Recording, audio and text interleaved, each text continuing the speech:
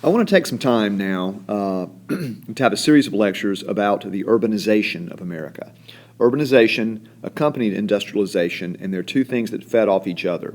This urbanization was most visible in cities with the rise of a new urban society and culture. It was a tumultuous and painful change as America became an urban nation. I want to define urbanization too. It's two things. One, a greater proportion of a country's population is living in cities. And second, cities are becoming bigger. Those things are related, but not quite the same thing. That's what urbanization is.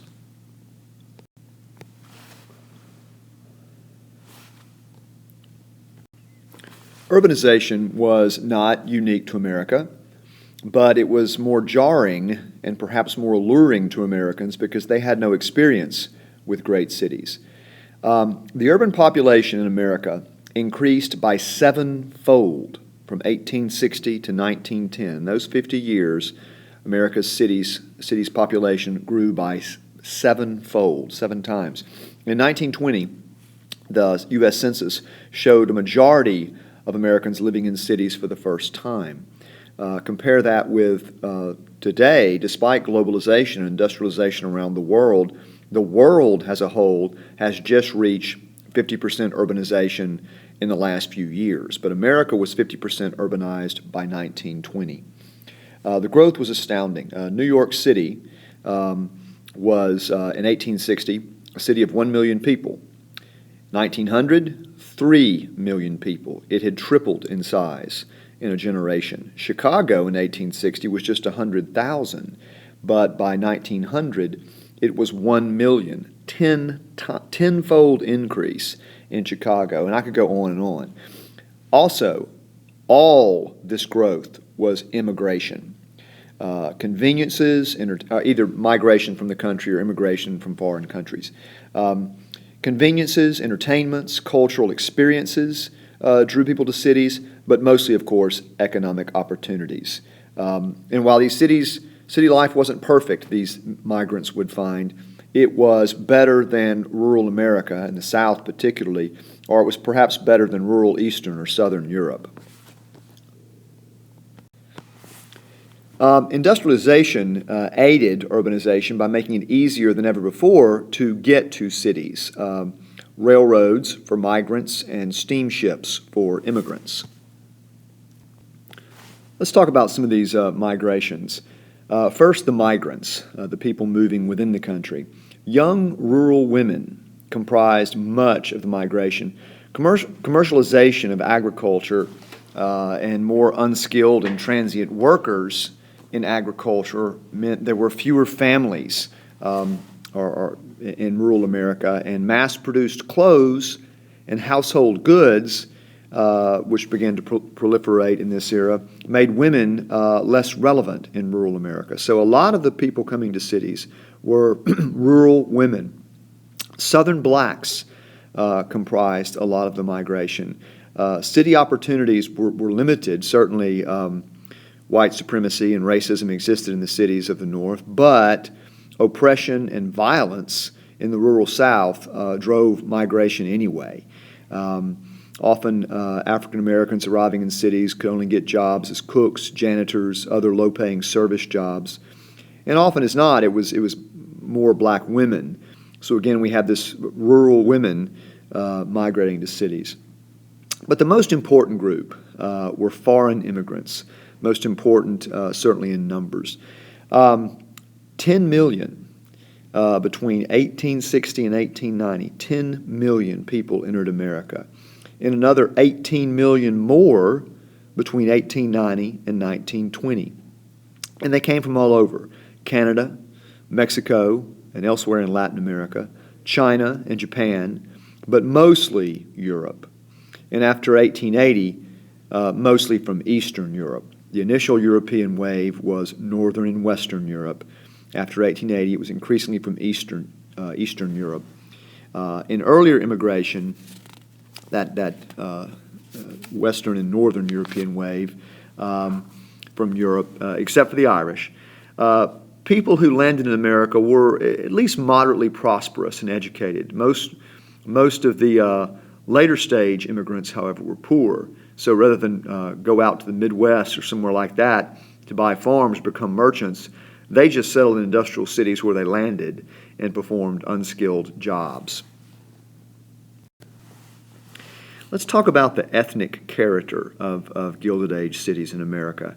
You may look around today in 2012, particularly somewhere like Hoover High School, and think, man, there are a lot of immigrants or children of immigrants around here. But it pales in comparison to the Gilded Age. For example, by 1890, 87% of the population of Chicago were either immigrants or the children of immigrants. Now think about that. Old stock Americans were a tiny minority. 87% of the city were immigrants or children of immigrants. New York City, that giant, largest American city, 80% of New York City were immigrants or children of immigrants.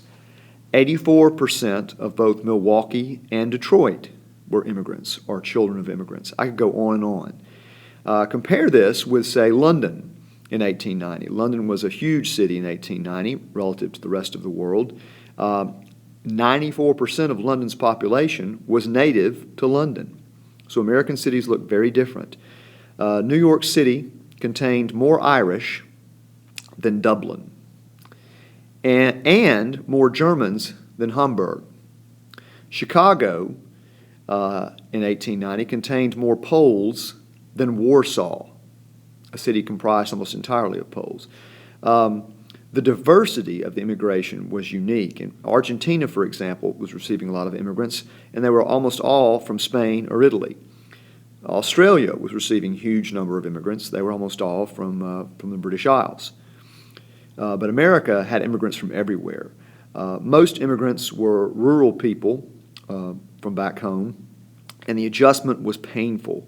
And the formation of close-knit communities within cities eased the pain. If I land in New York City and I'm a Polish Jew, I'm obviously going to be friends with other Polish Jews to help me kind of integrate myself into America. You know, did that help or hurt integration into the American economy and American mainstream?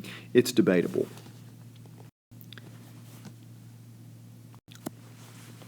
Immigrants in the Gilded Age were pulled in two directions ideologically. On the one hand, the strength of ethnic ties. They hung out and talked with and lived with people of similar ethnicity to them. The strength of those ties competed with a very strong desire to assimilate. Most immigrants had very romantic visions of the New World. They wanted to be American. And this effort to assimilate led people to sometimes look with contempt on parents and grandparents who just seemed very foreign. It created a strain in families. It put a strain on relations between men and women. Some immigrants arriving had much more traditional relationships between the genders.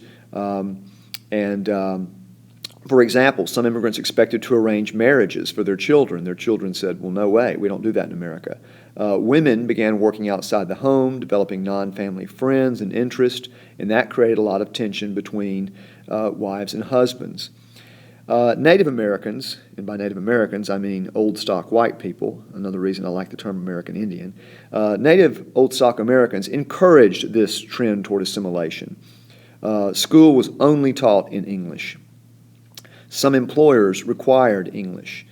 Church leaders encouraged assimilation for parishioners. Some even modified their theology and liturgy to make it more compatible. Reform Judaism was created in Germany, but quickly migrated to the U.S. And basically was an effort to make the faith seem less foreign to the dominant Christian culture. We see on the right here the oldest Reformed temple in New York City. And on the left, we see these people that were immigrants that got together and would go to Ellis Island and start immediately indoctrinating immigrants in how to assimilate and be American.